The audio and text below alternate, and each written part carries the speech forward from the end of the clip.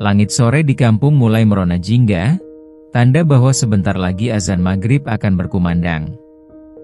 Udara dipenuhi aroma makanan yang dimasak warga untuk berbuka puasa. Di tengah hiruk pikuk itu, Sri tetap sibuk di warung sembakonya, melayani pelanggan yang datang silih berganti. Tangannya cekatan membungkus gula, menimbang beras, dan menyerahkan uang kembalian. Senyumnya tak pernah pudar, meskipun tubuhnya terasa lelah setelah seharian berdiri. Lebaran tinggal beberapa hari lagi, dan warung kecilnya menjadi tempat yang paling ramai dikunjungi.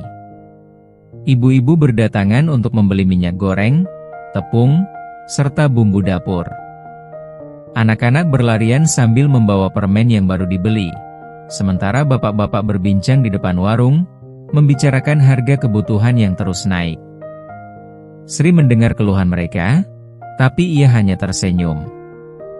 Ia selalu berusaha menjual barang dengan harga wajar, tak mau mengambil kesempatan di tengah kesulitan orang lain. Di sela-sela kesibukannya, Sri melirik ke jalanan. Ada perasaan tak nyaman yang tiba-tiba menyelinap ke dalam hatinya. Kampung ini memang selalu aman, tapi entah mengapa, hari itu ada sesuatu yang terasa berbeda. Seperti ada mata-mata asing yang memperhatikan dari kejauhan. Ia mencoba mengabaikan perasaan itu dan kembali fokus pada pelanggan yang masih antre. Seorang ibu tua datang dengan wajah gelisah. "Bu Sri, tadi saya lihat ada 2 orang laki-laki asing duduk di depan musala. Mereka nggak kelihatan seperti warga sini," bisiknya pelan. Sri mengangguk tanpa menjawab. Pikirannya berputar. Mungkin mereka hanya musafir yang beristirahat sejenak sebelum melanjutkan perjalanan. Namun, nalurinya berkata lain. Tak lama kemudian, langit semakin gelap.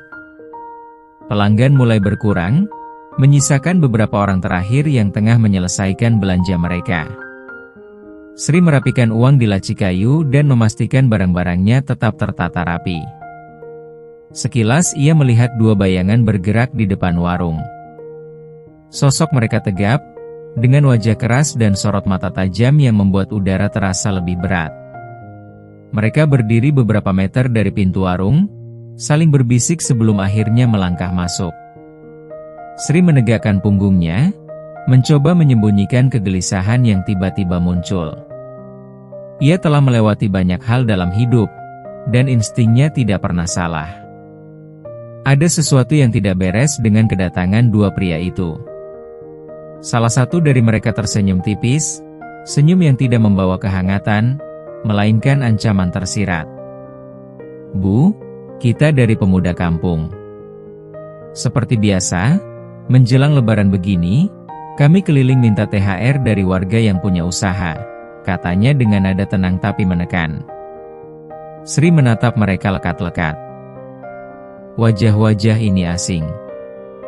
Ia hafal hampir semua pemuda kampung, dan 2 orang ini bukan bagian dari mereka. Tangannya masih di atas meja, namun tubuhnya sedikit menegang. Udara di dalam warung terasa lebih dingin dari biasanya. Namun, ia tetap tersenyum, meski di dalam hatinya, ia tahu bahwa badai akan segera datang. Sri menatap 2 pria di hadapannya dengan tajam. Cahaya lampu warung yang remang-remang membuat wajah mereka terlihat semakin mencurigakan. Salah satu dari mereka mengenakan jaket kulit lusuh, sementara yang lain memakai kaos ketat yang memperlihatkan otot-otot lengannya. Ada sesuatu dalam sorot mata mereka yang membuat bulu kuduk Sri berdiri. Bukan mata orang yang datang dengan niat baik. "THR, ya?"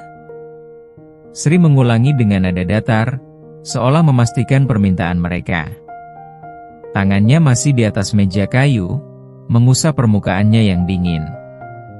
Dalam kepalanya, ia mencoba mengingat kembali wajah-wajah pemuda kampung yang biasa berkumpul di pos ronda atau membantu kegiatan warga. Tapi 2 pria ini tidak ada dalam ingatannya. Pria berjaket kulit itu tertawa kecil, sebuah tawa yang terdengar sinis. "Iya, Bu." Lebaran kan waktunya berbagi. Masa warung sebesar ini nggak bisa kasih jatah buat pemuda kampung, katanya, sambil mengetuk-ngetukkan jarinya di meja. Pria satunya lagi menyeringai, memperlihatkan giginya yang menguning karena rokok. Sri menarik napas dalam-dalam, mencoba meredam gejolak yang mulai muncul di dadanya. Saya selalu berbagi dengan warga yang saya kenal, Nak. Tapi maaf, saya tidak pernah melihat kalian di sini sebelumnya. Pemuda kampung mana, kalau boleh tahu? Kata-kata Sri seketika membuat senyum pria itu memudar. Tatapan mereka berubah tajam, seperti harimau yang baru saja merasa terusik. Pria berkaus ketat itu maju selangkah, menyandarkan tangannya di meja dan mencondongkan tubuhnya ke arah Sri. Bu, jangan banyak tanya. Kami cuma minta THR, bukan merampok. Jangan bikin ribet, nanti malah susah sendiri, desisnya pelan, namun mengandung ancaman yang jelas. Suasana warung mendadak sunyi. Beberapa pelanggan yang masih ada menoleh, merasakan ketegangan yang mulai menggantung di udara. Seorang ibu yang tadi sibuk memilih beras buru-buru menyelesaikan belanjanya dan pergi tanpa banyak bicara. Sri tahu, jika ia membiarkan ini berlanjut, para preman ini akan datang lagi lain waktu, meminta lebih banyak dengan ancaman yang lebih besar. Perlahan, Sri menyilangkan kedua tangannya di dada, menunjukkan bahwa ia tidak takut. Kalau memang kalian pemuda kampung sini, tunggu sebentar. Saya telepon Pak RT dulu. Biar beliau yang memastikan, ucapnya tenang, tetapi penuh ketegasan. Ia merogoh saku celemeknya, bersiap mengambil ponselnya. Namun sebelum sempat menghubungi siapapun, pria berjaket kulit itu menggebrak meja dengan keras, membuat timbangan dan beberapa barang di atasnya bergetar. Jangan main-main, Bu. Saya bilang kasih THR, ya kasih, bentaknya. Tatapan mereka kini penuh kemarahan. Sri tetap berdiri tegak, tetapi dalam hati, ia sudah bersiap. Jika mereka ingin bermain kasar, maka mereka akan bertemu dengan sesuatu yang tak pernah mereka duga sebelumnya. Suara gebrakan meja menggema di warung yang kini semakin sepi. Beberapa pelanggan yang tersisa langsung mempercepat langkah mereka keluar, takut terjebak dalam ketegangan yang semakin memuncak. Sri tetap berdiri di tempatnya, tidak mundur sedikit pun. Matanya menatap lurus ke arah dua preman di hadapannya, tak menunjukkan rasa gentar. Pria berjaket kulit menyeringai, merasa berhasil menanamkan ketakutan. Bu, saya kasih satu kesempatan lagi. Serahkan THR kami. Atau, ucapannya terhenti ketika melihat Sri merogoh saku celemeknya. Mereka mengira Sri hendak mengeluarkan uang, tapi yang ia keluarkan justru sebuah ponsel. Dengan gerakan tenang, ia mulai mengetik nomor Pak RT. Pria berkaus ketat, yang sejak tadi hanya menyeringai, kini kehilangan kesabaran. Dengan gerakan cepat, ia meraih pergelangan tangan Sri, berusaha merebut ponsel itu. Jangan sok keras kepala, Bu. Kami gak main-main, bentaknya. Namun, begitu tangannya menyentuh lengan Sri, sesuatu yang tak terduga terjadi. Dengan cekatan, Sri menarik tangannya ke belakang sambil sedikit memutar pergelangannya, membuat genggaman pria itu terlepas. Gerakan itu sederhana, namun penuh perhitungan. Pria itu terhuyung mundur, terkejut dengan reaksi yang sama sekali di luar dugaannya. Ia tak menyangka bahwa wanita yang tampak sederhana ini mampu melepaskan diri dengan begitu mudah. Pria berjaket kulit langsung maju, kali ini dengan niat lebih kasar. Kurang ajar, desisnya seraya mengangkat tangan, siap mendorong atau bahkan menampar Sri. Namun sebelum tangannya sempat menyentuhnya, Sri sedikit merunduk dan bergeser ke samping, membuat pria itu kehilangan keseimbangan dan hampir menabrak meja warung. Wajahnya berubah merah padam, amarah membakar matanya. Sri masih berdiri tenang, napasnya tetap teratur. Namun, di dalam dadanya, darah mulai berdesir lebih cepat. Tubuhnya mengingat sesuatu yang telah lama tertidur, sebuah warisan dari masa lalunya. "Pergi dari sini sebelum kalian menyesal," ucapnya dingin, suaranya tak lagi bernada ramah seperti sebelumnya. Para preman kini mulai ragu. Mereka datang dengan niat mengintimidasi seorang wanita penjual sembako, tapi yang mereka hadapi bukanlah orang biasa. Ada sesuatu dalam tatapan Sri yang membuat mereka merasa tak nyaman, seolah mereka baru saja membangunkan sesuatu yang seharusnya tetap tertidur. Namun, rasa malu karena hampir dipermalukan di depan orang lain membuat mereka menepis keraguan itu. "Kalau begitu, kita bikin dia belajar buat nurut," gumam pria berjaket kulit, mengepalkan tinjunya. Pria berkaus ketat mengangguk, dan dalam hitungan detik, keduanya bersiap untuk menyerang. Sri hanya menarik napas dalam-dalam. Ia tahu bahwa perlawanan tidak bisa lagi dihindari. Angin sore berembus perlahan, membawa hawa dingin yang tak biasa. Dua preman di hadapan Sri kini berdiri dengan posisi siap menyerang. Wajah mereka dipenuhi amarah dan gengsi yang terluka. Sri tetap diam, tak menunjukkan ketakutan sedikit pun. Namun, di dalam dirinya, ada sesuatu yang perlahan bangkit. Sebuah ingatan lama yang selama ini ia pendam dalam-dalam. Dulu, di masa mudanya, Sri bukanlah sekadar gadis desa biasa. Ia adalah murid terbaik di sebuah padepokan kanuragan yang tersembunyi di balik bukit desa kelahirannya. Setiap hari ia berlatih keras, mengasah ketangkasan, tenaga dalam, dan ketahanan tubuh di bawah bimbingan seorang guru tua yang dihormati. Tangan dan kakinya pernah penuh luka karena latihan yang berat, tetapi ia tak pernah mengeluh. Ilmu bukan untuk kesombongan, tapi untuk menjaga diri dan melindungi yang lemah, pesan gurunya yang selalu ia ingat. Namun, kehidupan membawanya jauh dari padepokan. Ia menikah, membangun rumah tangga, dan akhirnya menetap di kampung ini untuk menjalankan warung sembako bersama suaminya. Setelah suaminya meninggal beberapa tahun lalu, ia menjalani hari-hari dengan tenang, mengubur masa lalunya sebagai murid kanuragan. Ia pikir, ilmu itu tak akan pernah ia perlukan lagi. Sampai hari ini, Sri kembali ke kenyataan. Kedua preman itu mulai bergerak, bersiap melancarkan serangan. Pria berjaket kulit maju lebih dulu, tangannya terkepal erat, siap menghantam wajah Sri.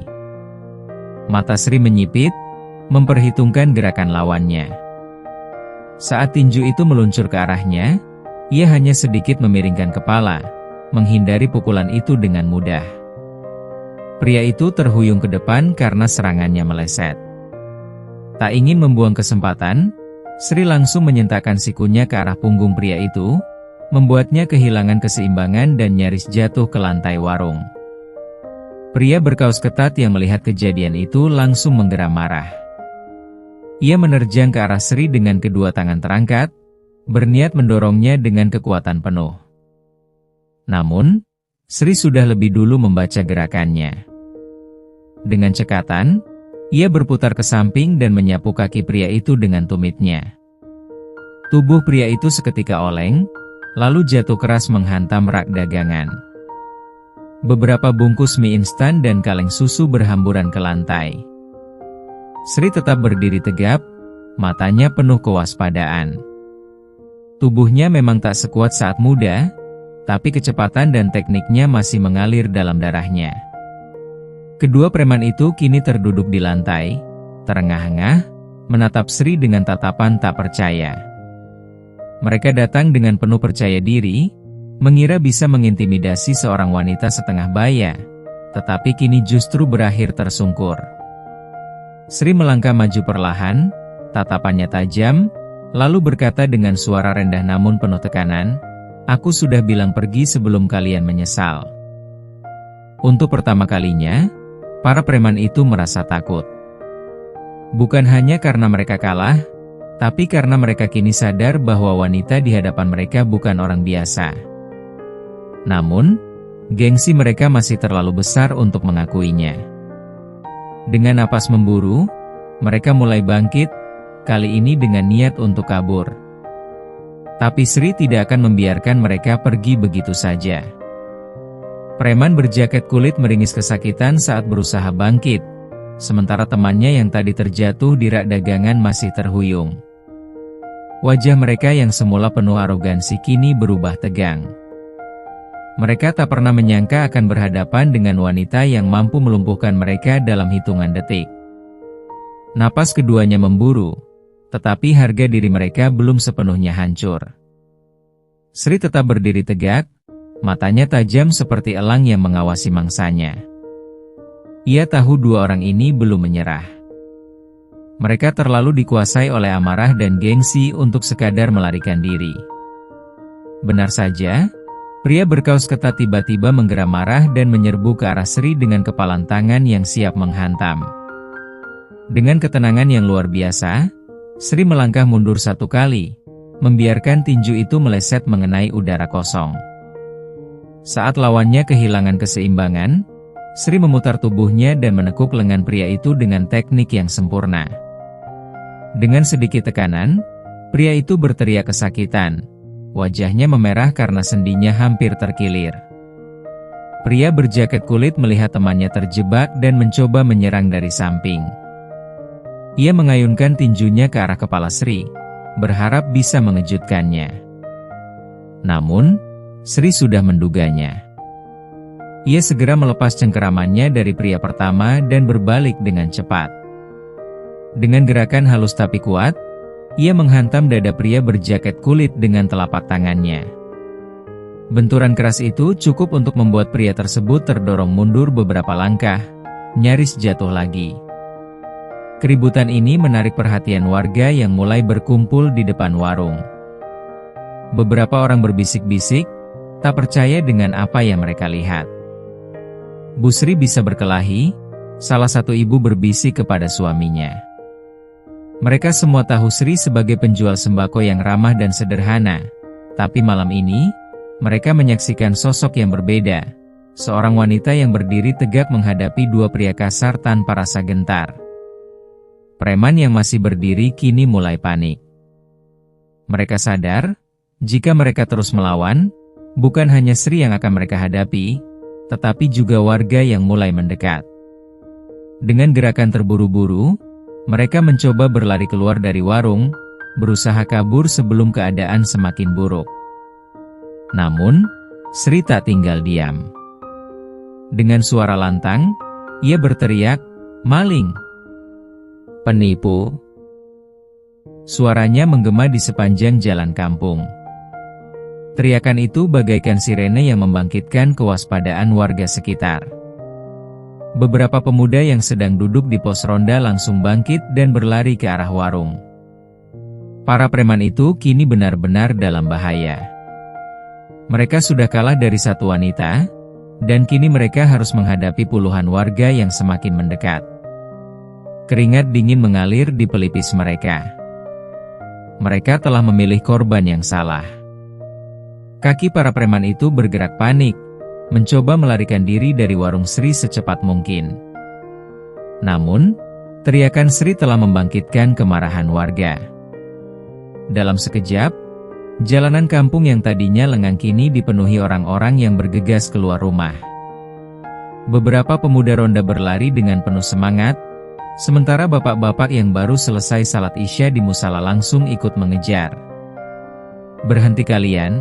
teriak seorang warga yang membawa tongkat bambu, matanya menyala penuh amarah. Namun, kedua preman itu tidak peduli. Mereka terus berlari, menyusuri jalan sempit di antara rumah-rumah warga, berharap bisa menemukan jalan keluar dari kampung ini. Nafas mereka memburu, dada mereka berdegup kencang. Mereka sama sekali tak menyangka bahwa situasi bisa berubah seburuk ini. Di belakang mereka, suara langkah kaki puluhan warga terdengar semakin dekat. Seorang pemuda berhasil melompati pagar bambu dan memotong jalan mereka dari sisi lain. Kalian pikir bisa kabur setelah bikin onar? Serunya. Preman berjaket kulit mengumpat dalam hati, menyadari bahwa mereka kini terkepung. Tanpa pilihan lain, mereka berbelok ke sebuah gang buntu. Napas mereka semakin berat, peluh membanjiri wajah mereka.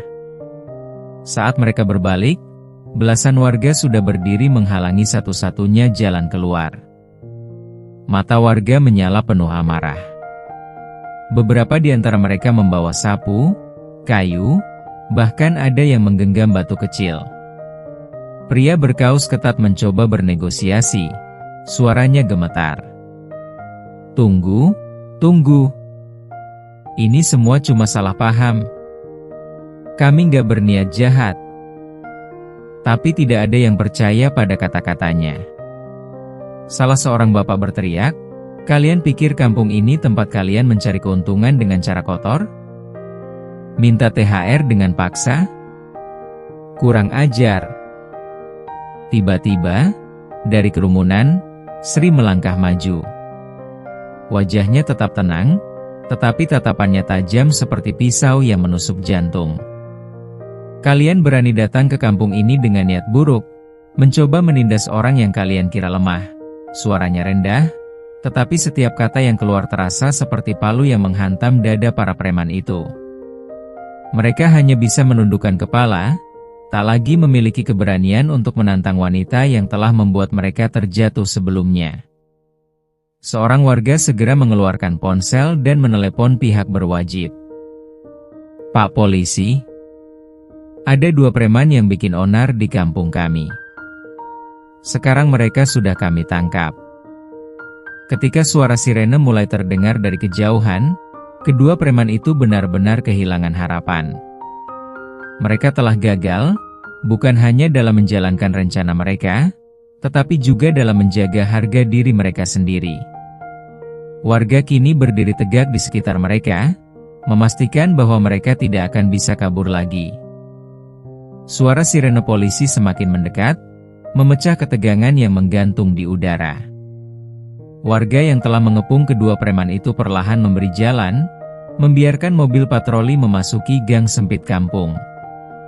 Lampu merah biru berkedip-kedip, menyoroti wajah-wajah tegang yang masih dipenuhi amarah. 2 orang polisi keluar dari mobil dengan sigap. Salah satunya, Pak Heru, langsung mengenali Sri dan beberapa warga lainnya. "Apa yang terjadi di sini?" tanyanya tegas. Seorang pemuda ronda maju dan menjelaskan dengan singkat bagaimana kedua preman itu datang ke warung Sri, mencoba meminta THR dengan paksa, lalu berakhir mencoba melarikan diri setelah dihajar oleh Sri sendiri. Pak Heru melirik kedua preman yang kini tertunduk ketakutan. Wajah mereka pucat, keringat mengalir deras di pelipis. Tangan mereka gemetar, menyadari bahwa mereka tak punya jalan keluar lagi. "Jadi kalian pikir bisa seenaknya masuk ke kampung ini dan menindas warga?" Suara Pak Heru dingin, penuh otoritas. Salah satu preman, pria berjaket kulit, mencoba membuka mulut. "Pak, kami nggak berniat jahat. Kami cuma bercanda." Suaranya bergetar, tak lagi terdengar sombong seperti saat pertama kali datang ke warung Sri. Tapi Pak Heru hanya menggeleng, ekspresinya penuh ketegasan. "Bercanda, katamu? Warga di sini sudah cukup sabar. Kalau bukan Bu Sri yang menghadapi kalian lebih dulu, mungkin nasib kalian sudah lebih buruk sekarang."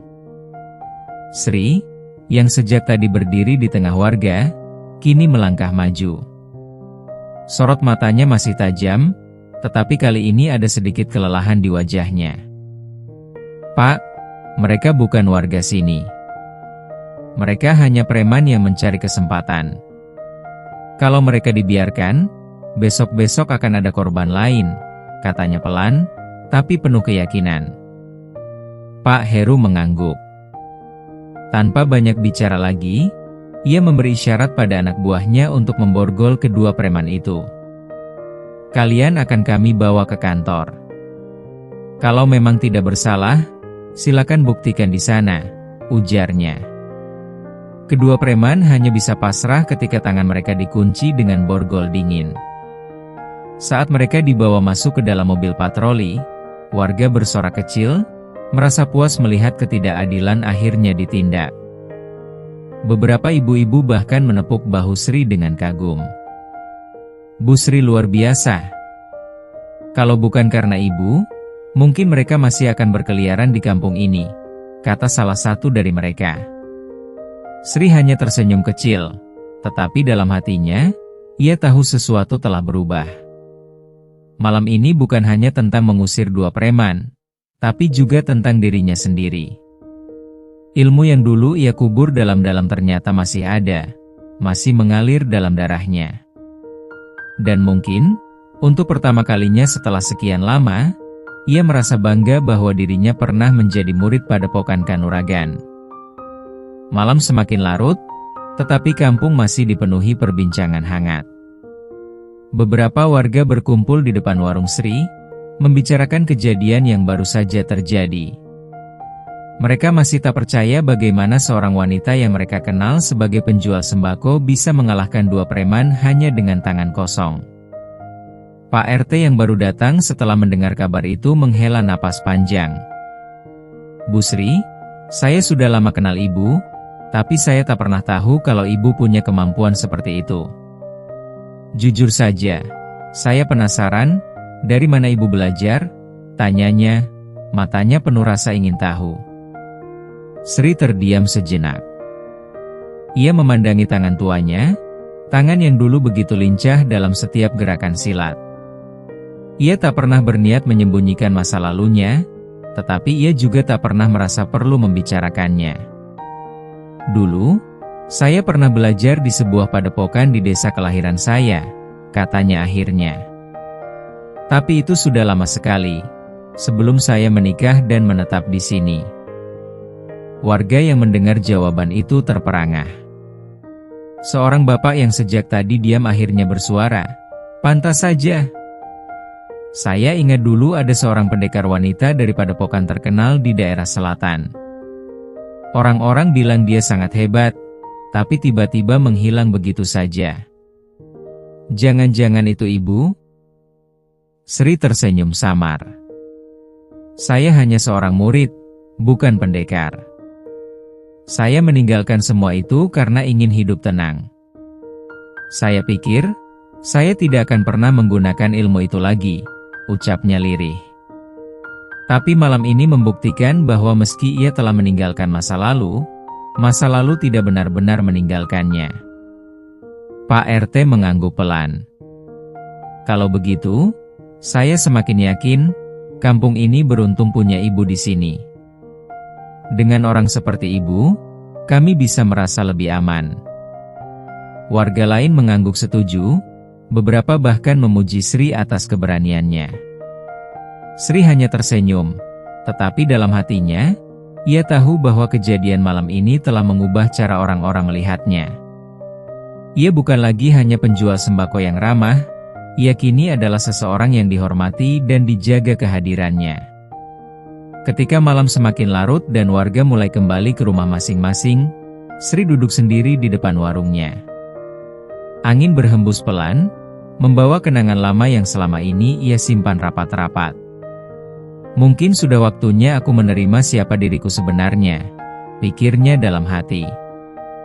Entah apa yang akan terjadi di masa depan, satu hal yang pasti, ia tidak akan lagi menyangkal bagian dari dirinya yang selama ini ia coba lupakan. Pagi menjelang dengan tenang, tetapi suasana kampung masih dipenuhi bisik-bisik tentang kejadian semalam. Beberapa warga yang singgah di warung Sri tak henti-hentinya mengungkapkan kekaguman mereka. "Bu Sri, kalau bukan karena ibu, entah apa yang terjadi. Kampung ini memang butuh orang seperti ibu," ujar seorang ibu sambil membeli beras. Sri hanya tersenyum tipis. Ia tak terbiasa menerima pujian sebanyak ini. Baginya, ia hanya melakukan apa yang seharusnya dilakukan, melindungi diri dan lingkungan tempatnya tinggal. Namun, dalam hatinya, ia tahu ada sesuatu yang berubah. Tak hanya cara orang-orang memandangnya, tetapi juga bagaimana ia memandang dirinya sendiri. Siang itu, saat Sri sedang menyusun kembali rak dagangannya yang berantakan akibat perkelahian semalam, Pak RT datang berkunjung. Ia membawa serta beberapa pemuda ronda. "Bu Sri, saya ingin bicara sebentar," katanya dengan nada serius. Sri mengangguk dan mempersilakan mereka duduk di depan warung. Pak RT menghela napas sebelum melanjutkan. "Kami berpikir, mungkin sudah saatnya kampung ini punya seseorang yang bisa mengajarkan kami cara membela diri. Setelah kejadian kemarin, kami sadar bahwa kita harus siap menghadapi ancaman kapan saja. Bagaimana kalau ibu mengajari kami?" Sri terdiam. Permintaan itu sama sekali tidak ia duga. Seumur hidupnya, ia hanya menggunakan ilmunya untuk bertahan, bukan untuk mengajar.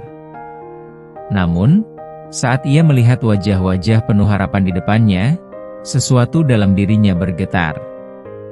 Apakah ini alasanku kembali menggunakan ilmu yang selama ini kusimpan? Ia menatap Pak RT dan para pemuda dengan sorot mata tegas. "Saya bukan guru, saya hanya pernah belajar. Tapi kalau kalian sungguh-sungguh ingin belajar untuk melindungi diri, saya bisa membantu," katanya akhirnya. Wajah para pemuda langsung berbinar, dan Pak RT tersenyum lega.